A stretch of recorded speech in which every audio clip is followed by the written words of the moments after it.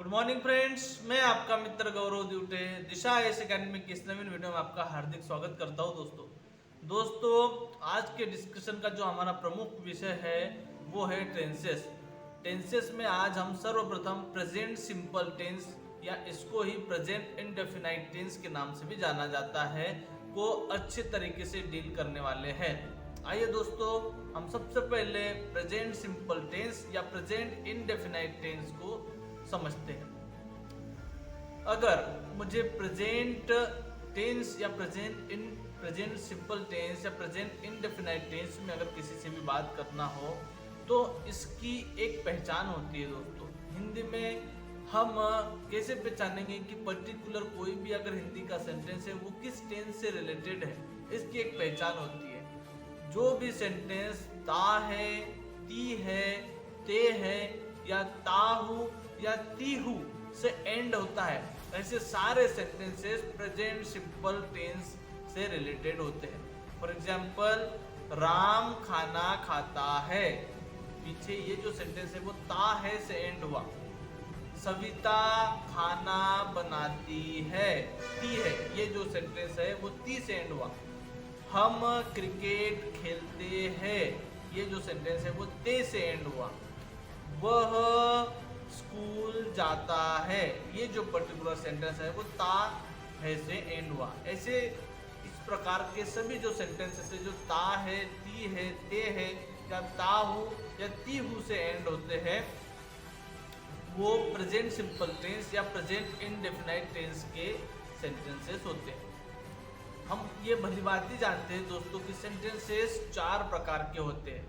ऐसा सेंटेंस जिसमें किसी भी कार्य को किया जाता है या जिसमें सकारात्मक भावना होती है, उस सेंटेंस को पॉजिटिव सेंटेंस या सकारात्मक वाक्य या सकारात्मक सेंटेंस के नाम से जाना जाता है। जैसे एक एग्जाम्पल के द्वारा मैं आपको इसलिए समझाता हूँ।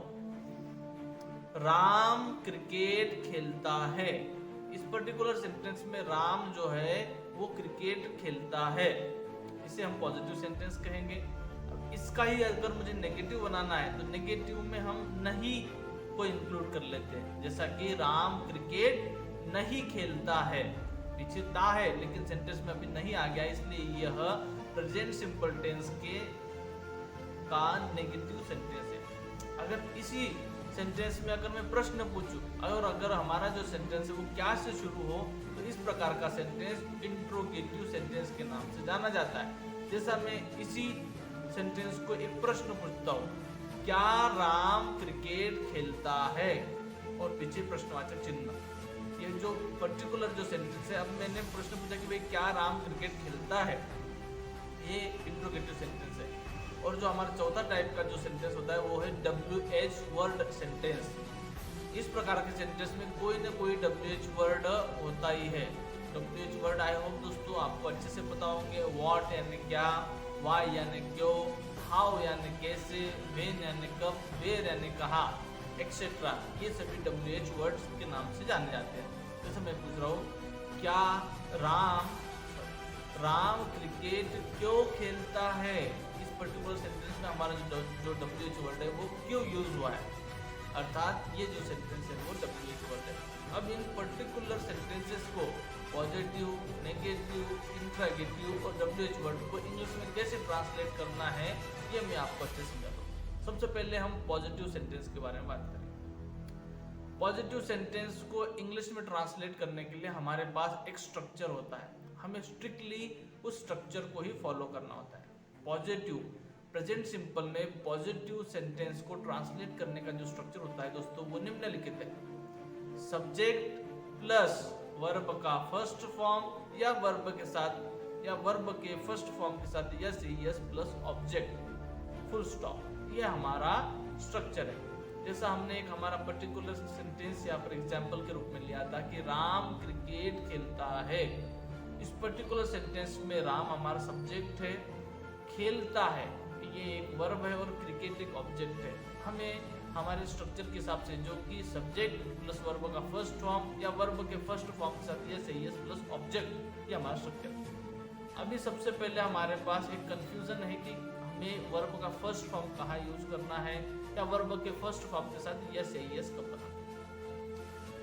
इसके लिए हमें सबसे पहले सब्जेक्ट को देखना होता है दोस्तों। यदि हमारा सब्जेक्ट सिंगुलर होता है, सिंगुलर का मतलब होता है एक वचन, तो हमें वर्ब के फर्स्ट फॉर्म के साथ यस या ईएस का यूज करना है। और यदि हमारा सब्जेक्ट प्लूरल होता है, जिसको हम बहुवचन के नाम से भी जानते हैं, तो हमें वर्ब का फर्स्ट फॉर्म यूज करना है। सिंगुलर सब्जेक्ट्स जैसे किसी व्यक्ति का नाम हो गया राम, एक है, वह एक है, शी एक है, ये सभी हमारे सिंगुलर सब्जेक्ट्स के नाम से जाने जाते हैं। प्लूरल सब्जेक्ट्स में वी यानी हम प्लूरल सब्जेक्ट है, यू यानी तुम सब प्लूरल सब्जेक्ट है, दे यानी वे सब, ये भी प्लूरल सब्जेक्ट है। इन सभी प्लूरल सब्जेक्ट्स और आई के साथ हमें वर्ब का फर्स्ट फॉर्म का यूज करना है। अब हम हमारे पर्टिकुलर सेंटेंस में चलते हैं दोस्तों। राम क्रिकेट खेलता है। इस पर्टिकुलर सेंटेंस में जो हमारा सब्जेक्ट वो राम है और वो सिंगुलर है, अर्थात हमें इसमें वर्ब के फर्स्ट फॉर्म के साथ यस या ईएस का उपयोग करना है। अब और एक कंफ्यूजन है कि कब वर्ब के फर्स्ट फॉर्म के साथ यस लगाना और कब वर्ब के फर्स्ट फॉर्म के साथ ईएस लगाना है, ये भी मैं आपको क्लियर करता हूँ दोस्तों। अगर सेंटेंस में कोई ऐसा वर्ब आता है जो कि double S, X, C H, S H और ओ से एंड होता है, तो इन सभी वर्ब के साथ हम ईएस का प्रयोग करते हैं। इसको मैं वापस से रिपीट कर देता हूँ दोस्तों। यदि हमारे सेंटेंस में कोई ऐसा वर्ब आता है जो O, C H, S H, X और डबल एस से एंड होता है, तो इन वर्ब के साथ हमें ईएस लगाना है। फॉर एग्जाम्पल मेरे पास एक वर्ब है गो, तो मैं गो के साथ ईएस का प्रयोग करूँगा, क्योंकि ये जो वर्ब है वो ओ से एंड हो रहा है, तो मैं इसको गोज बोलूँगा। एक मेरे पास वर्ब है वॉश, ये जो वर्ब है मेरा एस से एंड हो रहा है, तो मैं इसके साथ वॉशेस लगाऊंगा। बाकी जितने भी वर्ब हमारे पास बचते हैं दोस्तों, उसके साथ हमें एस का प्रयोग करना है। आई होप दोस्तों ये चीज़ आपको अच्छे से क्लियर हुई है। आइए दोस्तों, अब हम हमारे सब्जेक्ट जो सेंटेंस है उसको पॉजिटिव में ट्रांसलेट करते हैं। हमारा जो सेंटेंस था वो था राम क्रिकेट खेलता है।